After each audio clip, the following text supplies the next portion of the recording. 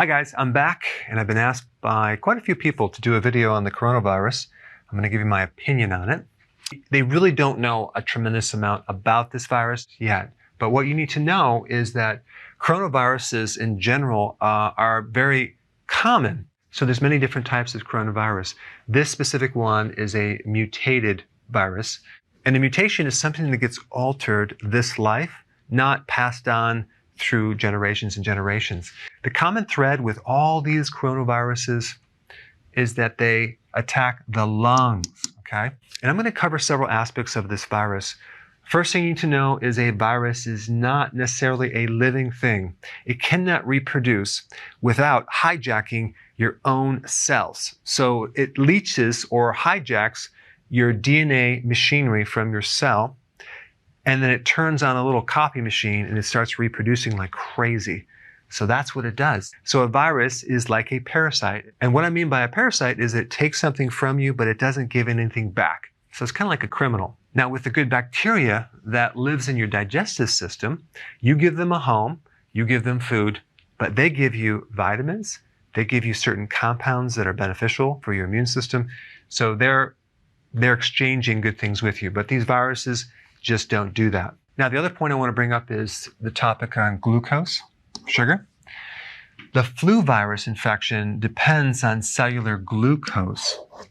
There's a really interesting research study, I'm going to put it down below.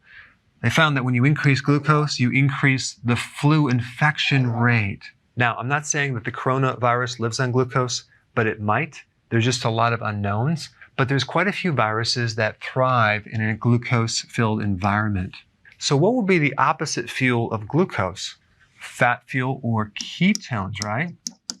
So ketones are really beneficial to support a healthy immune system. Now, when you combine fasting, you can actually put your body in autophagy. And one of the purposes of autophagy, which goes beyond just recycling damaged protein, is cleaning up microbes, bacteria, viruses, parasites from your body. So fasting is very, very beneficial.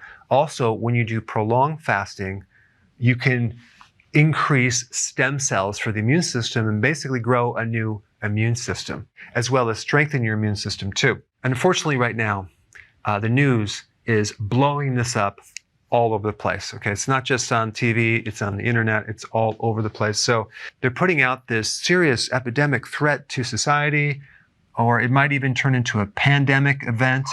An example of an epidemic would be some sudden spike in a virus throughout the country.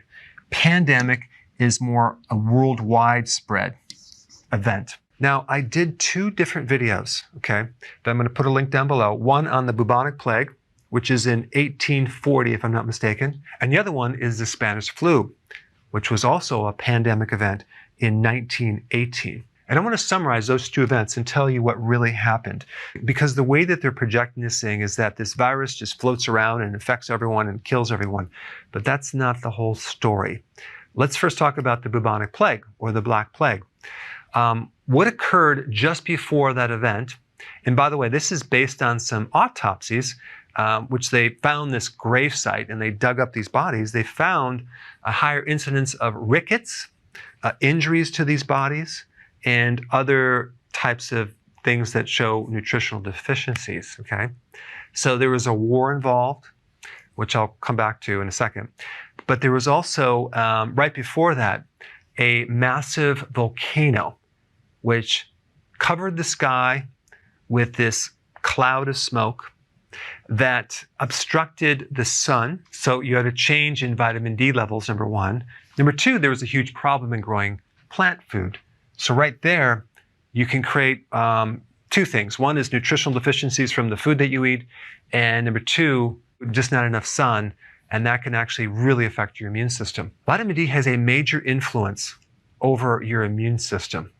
There are vitamin D receptors in the nucleus of your cells. There are vitamin D receptors in your white blood cell.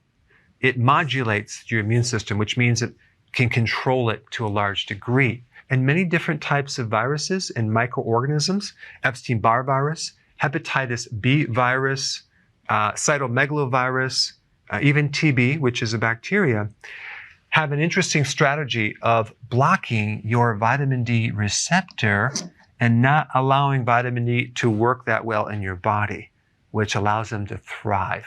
So with viruses, there's always this predisposing susceptibility factor for the virus to set in and take over. And this explains too why some people get sick and some people don't. It really has to do with their vitamin D levels, their stress level, and the strength of their immune system.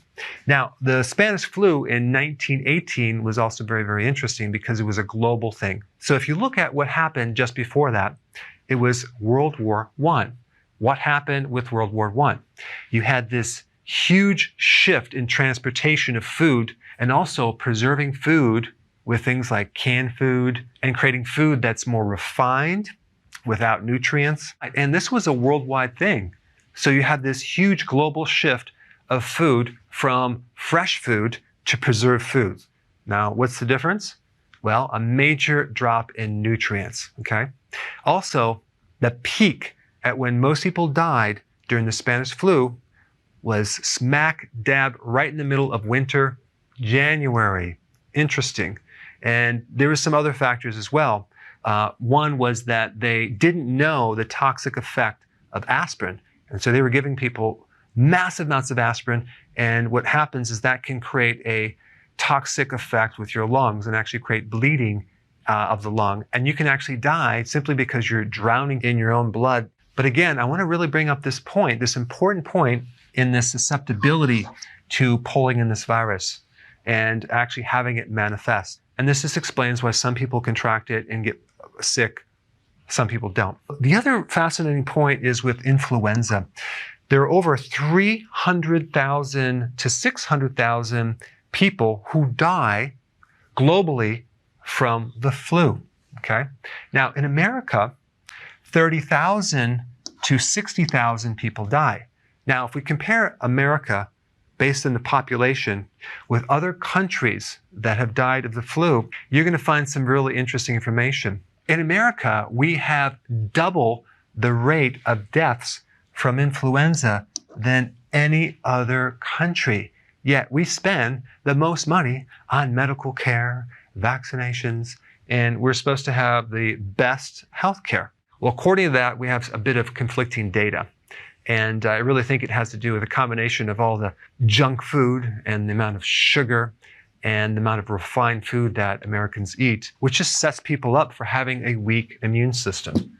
Okay, on this chart, I'm showing you different things that cause you to die on a monthly basis, okay?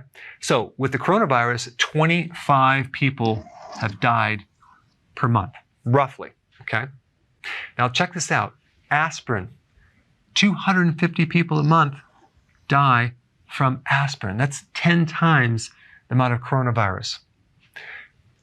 Look at iatrogenic deaths, 20,000. This means deaths from medical treatment, whether it's mistakes from surgery, medication, or getting some infection in the hospital that you die. 20,000 people a month die from this. And this is just in the United States. And these other ones are global, okay? Check this out. The flu, influenza, 38,000 people a month die from influenza. Look, compare this to the coronavirus. It doesn't even compare. But the news is blowing this so far out of proportion. Why don't they talk about this, or even that? Look at this, HIV virus, 49,000 people a month die from HIV. That's a little more than this, isn't it? Car accidents, 90,000 people die from car accidents. These stats dominate this number right here. Now check this out. 1 million people die from heart disease every single month. Wow, it just seems like there's a little bit of a distortion of what there should be emphasizing. And also, all the stress that's created from the news and the panic is going to cause people to get in car accidents and increase this rate, not to mention more stress for the heart. The only point I'm trying to make is you have to put things in the right proportion. Okay, so what can you do? Number one, keep your immune system really, really strong. Take more vitamin D. Also, zinc is very, very important for the immune system. If you're in an area that's vulnerable to viruses, wear a mask, wash your hands, limit the exposure. Next thing I would do is I would get on a healthy keto plan, nutrient-dense foods. I would do fasting. That would be very, very important. And the last thing, limit the amount of news that you watch that keeps your adrenals so revved up and stressed, so that way you can keep your stress at a good level. Thanks for watching.